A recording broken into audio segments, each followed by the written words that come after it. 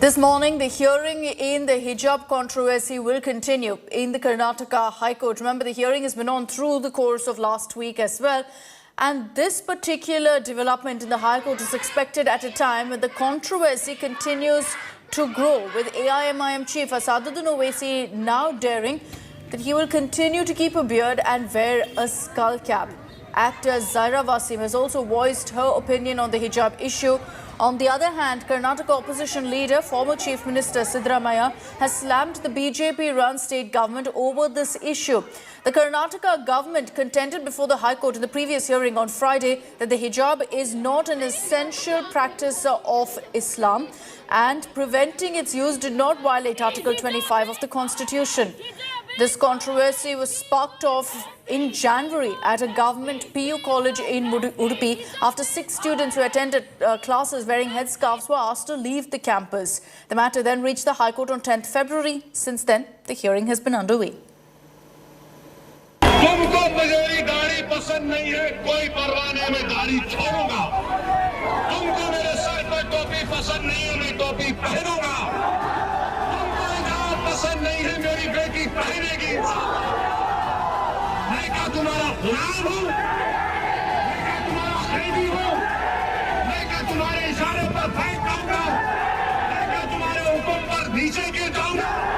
नहीं, हम गर्दन झुकाएंगे तो अपने गरीब के आगे का सौदा कर चुके दुनिया में रहेंगे तो भारत के संविधान के तहत अपनी शनाख्त को बरकरार रख के जिंदा रहेंगे। A fallout of this entire hijab controversy has also been a face-off over the saffron flag comments by Minister K.S. Ishwarappa in Karnataka. The Congress has launched now a full-throttle attack against Ishwarappa over his comment saying that the tricolour could be replaced by the saffron flag in a few years from now. The Karnataka Congress has called a statewide protest demanding the resignation of Ishwarappa over his comment. And the one that's, of course, triggered a massive controversy. The Congress has been unrelentless in its attacks on the Karnataka minister, which included a midnight protest in the Karnataka Assembly by Congress MLAs on Thursday. You've got the Karnataka Congress chief, D.K. Shivkumar, urging all district and block Congress workers to hold protests near party headquarters of their constituencies. While the Congress has called this an insult to the national flag, the BJP has alleged that the Congress is merely creating a controversy out of nothing for their own political gains. BJP is also part of defaming the national flag. It is not only the Mr. Ishwarappa. When they have agreed and they are supporting him, they are also disrespecting. They doesn't know the constitution properly. They doesn't know how to respect the national flag, and they are not in a freedom struggle. It is the Congress party. Congress history is country history. So when Congress party has given this national flag, the constitution, the freedom, they are enjoying this. Congress will तकलीफ होता है 100%. It's a difficult to which part they want to go, hijab or kesari. They are in dilemma. There is a different of opinion in the Congress. That's why they are avoiding saying the Ishwarappa's issue. They are avoiding. The hidden agenda is hijab. So they want to avoid the hijab issue. That's why they are doing the dharna in Vidhan Sabha Vidhan Parishad. Manusmriti का जमाना चला गया. आज अंबेडकर जी का संविधान का जमाना है. संविधान मानने वाला हम लोग है. वे लोग तुर्तुपस्ती लगा करके डेमोक्रेसी के ऊपर खिलाफ किए कांग्रेस का लोग. नैतिकता है ही नहीं. डेमोक्रेसी के नाम पर परिवारवाद चलने वाला पार्टी ऐसा कहता है. Let's get you the latest political updates from Uttar Pradesh. 3 faces down, 4th one coming up in a few days from now. And top guns of political parties are intensifying their poll campaign. The star campaigners of various political parties will be in Uttar Pradesh, engaging in various public rallies in order, of course, to woo voters. Union Home Minister Amit Shah is all set to conduct public rallies in Pilibhit, Maholi and Barabanki. Congress's General Secretary UP in charge for the party, Priyanka Gandhi Vadra, will also campaign in Uttar Pradesh's Lucknow and Hardoi, where she will conduct public meetings along with door-to-door campaigns. Samajwadi Party Chief Akhilesh Yadav, meanwhile, will address party meetings in Raebareli, in Sultanpur and in Amethi. Delhi Chief Minister, Aam Aadmi Party Chief Arvind Kejriwal is also on a campaign spree. He's going to be visiting Lucknow to conduct a rally. Mayawati is going to be holding a public meeting in Prayagraj's KP ground today. Leaders of political parties have also intensified arguments as the state enters the next phase of polling. The fourth phase will be conducted in 2 days from now, on 23rd of February, in 59 assembly constituencies. So that means today is the last day of campaigning for phase 4. Now, what's become the focal point of elections in Uttar Pradesh is terror-link politics, and that's because of the Prime Minister launching a scathing attack on the Samajwadi Party. Now, Modi in a rally yesterday called SB a terror sympathizer and added that the party wanted to withdraw cases against terrorists. शुरू में जो बम धमाके हुए वो सारे के सारे बम धमाके उन्होंने बम साइकिल पर रखे हुए थे।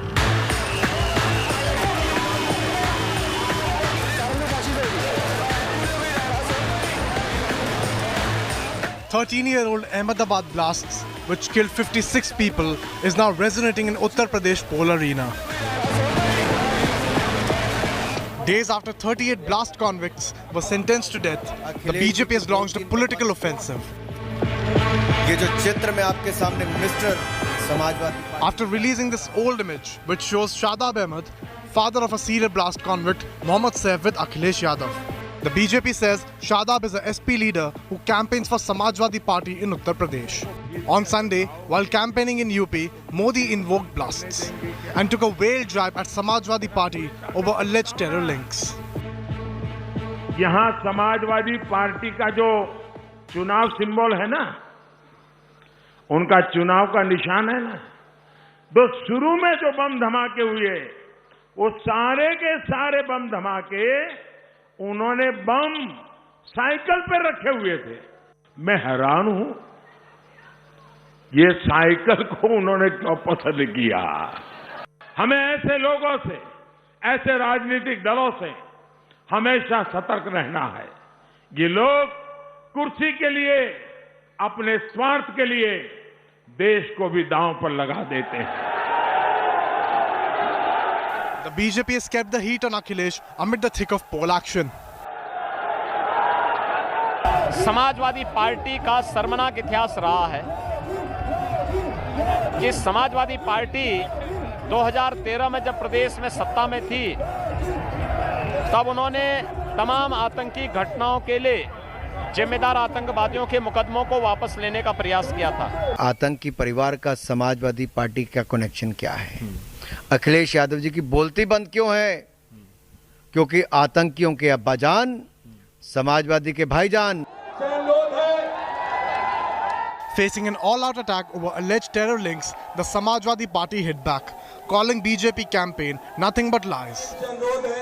अगर मैं आतंकवादी हूं तो वो भी आतंकवादी होंगे, और ये बात पूछिए आप उनसे कि क्या आप एक गाड़ी में मुझे बैठा करके नीरज शेखर खुद टेरिटोरियल आर्मी की ट्रेनिंग को लेकर के डिफेंस में लेके गए थे? नहीं कि लेके गए थे। देश के बड़े बड़े उद्योगपति जो पैसा लेकर बैंकों के भागे, उनकी तस्वीर किसके साथ है? Uttar Pradesh will see 4 more phases of voting after Sunday's polls. Will the terror link charges resonate with the voters? Bureau Report, India Today.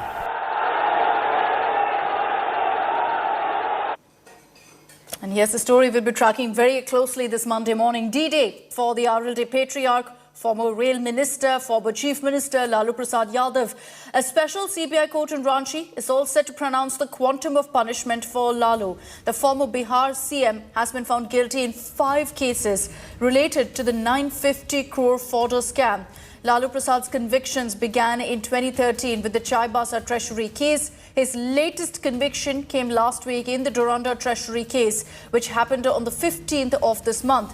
Lalu is one among the 75 accused who've been convicted in the fodder scam case. Lalu could receive a minimum of 1 year to a maximum of 7 years of sentencing from the court. Lalu has already served half of his jail sentence and is currently out on bail due to ill health. But remember that these are convictions in the previous 4 photo scam convictions. In the Durondo Treasury case conviction, he's going to receive his quantum today. Now, there's yet another anti-BJP front in the making, with the latest meet between Maharashtra Chief Minister and Telangana Chief Minister KCR. All eyes are now on the opposition's Mission 2024. Here's all that happened on this front over the weekend. Yet another opposition figure eyeing national role. After Mamata Banerjee, Telangana CM K. Chandrasekhar Rao embarking on an anti-Modi mission and trying to cobble together a rainbow alliance against BJP for 2024. His first pit stop, Maharashtra counterpart Uddhav Thackeray at his Mumbai residence, invited by Shiv Sena chief for lunch. But the menu consisted of bitter attack on the BJP. कईयों चीज़ों में हम दोनों को मिलकर काम करना पड़ता है, एक दूसरे का मदद करना पड़ता है कई विषयों में। तो हम लोग उसमें भी काफ़ी अच्छी आज बात हुई, कुछ मुद्दे थे उस पर भी बातें हुई, उस पर भी सहमति जुट गई। हम लोग एक बात पे तो सहमत हो गए कि देश में एक बड़ी परिवर्तन की जरूरत है। CM Uddhav Thackeray fired fake Hindutva jibe at his former ally, accusing the BJP of pursuing vendetta politics. इसमें हमारा हिंदुत्व ऐसे नहीं है, बदला लेने वाला। तर ह्या गोष्टी जर का अशा चालू राहिल्या तर देशाला शेवटी भविष्य काय, भवितव्य काय, जे आहे तेच जर का मागील पानावर पुढे चालू ठेवायचं असेल तर मग ठीक आहे, मुख्यमंत्री कोणी बनेल, पंतप्रधान कोणी बसेल, पण देशाचं काय होईल हा एक विचार कोणीतरी करायला पाहिजे होता। तो आजपासून आम्ही करायला सुरुवात केलेली आहे। म्हणजे आज काय नव्याने आम्हाला काय साक्षात्कार झाला अशातला भाग नाही, पण सुरुवात कोणी करायची ती सुरुवात आम्ही करतो। After meeting his Maharashtra counterpart, CM KCR, with daughter Kavita, flanked by TRS MPs and actor-turned-politician Prakash Raj, were at NCP chief Sharad Pawar's house. The NCP supremo was, however, more cautious in his reaction. आज देश के सामने जो समस्या है, चाहे unemployment हो, चाहे गरीबी हो, चाहे भूखमरी हो, चाहे किसानों की आत्महत्या हो, पूरे देश के ऊपर ये जो स्थिति है, इससे रास्ता निकलने के लिए हम लोगों ने मिलकर क्या करना चाहिए, आज ये हमारी जिम्मेदारी सबसे ज़्यादा इम्पोर्टेंट है। ये बात पर यहाँ डिस्कशन हुआ।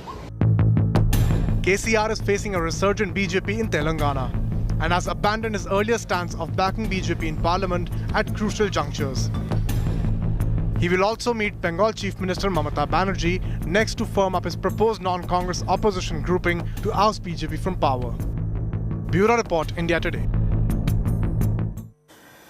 Now, ahead of the release of the much-awaited Gangubai Kathiawadi, actor Kangana Ranaut has targeted Alia Bhatt in her latest Instagram post. In a lengthy post, she's referred to Alia Bhatt's father, Mahesh Bhatt, as a movie mafia daddy. Here's exactly what Kangana has said and why she's attacked Alia. Controversy's favourite child, Kangana Ranaut, is back in the news. Without naming anyone, Kangana, in a lengthy post, has once again targeted Alia Bhatt and her upcoming release, Gangubai Kathiawadi. She even called her father Mahesh Bhatt a movie mafia daddy. She wrote, and we quote, "This Friday, 200 crores will be burnt to ashes at the box office. For a papa, bracket, movie mafia daddy, Kipari, bracket, who likes to keep a British passport because Papa wants to prove that rom-com bimbo can act. Biggest drawback of the film is wrong casting. Ye nahi sudhrenge. No wonder screens are going to South and Hollywood films. Bollywood is destined for doom jab tak movie mafia has power." Unquote. While aiming at Alia's father, director Mahesh Bhatt, in another note she wrote, "Bollywood mafia daddy Papa, who has single-handedly ruined the work culture in the film industry, has emotionally manipulated many big directors and forced his products of mediocrity on their cinematic brilliance. Another example will be following soon after this release. People need to stop entertaining him. In this Friday release, even a big hero and greatest director are the new victims of his manipulations." This is the second time within a week that Kangana has called out Alia and her film Gangubai Kathiawadi. Prior to this, she had objected to a video of a young girl who imitated Alia's dialogue from the film. Also, if you jog your memory, Kangana had earlier launched a similar attack on Alia, calling her performance in Gully Boy mediocre. This Zoya Akhtar film, however, on the flip side, had got Alia accolades, and ironically, it was even screened at the prestigious Berlin Film Festival, raking in highly positive reviews from international publications. Just like how Gangubai Kathiawadi recently was praised at the same platform. For the unversed, Alia Bhatt is essaying the titular role in Gangubai Kathiawadi, which follows the journey of a brothel owner named Gangubai Kothewali, one of the most powerful, loved and respected madams from Kamatipura during the 1960s. What makes this film even more special is the fact that it's her first collaboration with filmmaker Sanjay Leela Bhansali. Entertainment Bureau, India Today.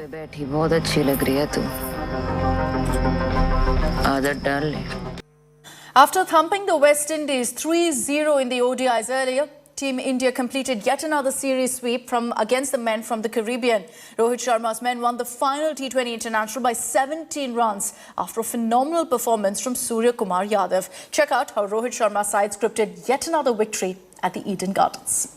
And much like his character, With Ruturaj Gaikwad finally getting a game, Rohit Sharma decided to push himself down the order. But the move didn't quite work out as Gaikwad departed for just 4 runs. Slightly different kind of innings from Ruturaj Gaikwad. This time Shreyas Iyer, who was also playing his first game of the series, came out all guns blazing. Goes for it. He crunched a number of boundaries but departed after a 53-run stand with Ishan Kishan. He hasn't hit it well enough, not nearly well enough. While Ishan made 34, it turned out to be yet another scratchy innings. Oh, in the gap, was in the air for a while. One that lasted 31 balls before Roston Chase ended his stay. Economical. Rohit Sharma never really got going, managing just 7 of 15 deliveries before he perished. Left arm always worked for him today. With a lot of freedom. At 98 for 4, after 15 overs, India were in trouble. Tremendous blow again. But then Suryakumar Yadav and Venkatesh Iyer performed the rescue act. And how? Oh, the timing on that was superb. Surya was the destructor-in-chief and he kept smashing sixes at will. Brilliant, simply outstanding. Venkatesh Iyer provided the perfect company at the other end. With runs coming thick and fast, the West Indies had no answer.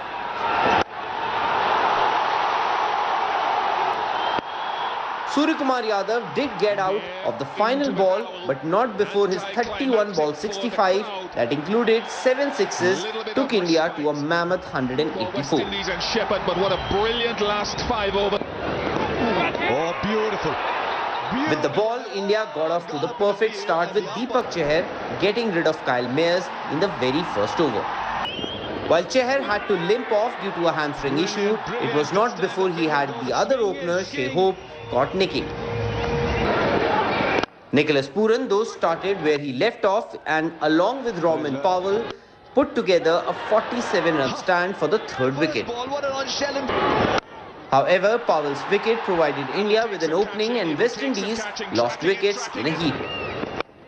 At 100 for 6, West Indies found themselves well behind. There's a fielder there. Romario Shepherd did strike a few lusty blows and Nicholas Pooran too got to his 3rd consecutive 50 of the series, but it was too little too late and like the previous 2 occasions, West Indies failed to cross the line yet again, giving Rohit Sharma and his men yet another series sweep. And now in the T20I series, Sports Bureau, India Today. 3-0 as well. And that's all we have time for in this edition of First Up. Thank you for watching. Have a great day and a great week ahead. Stay tuned to us here on India Today. I'm joining you in just a few moments from now with all the top stories.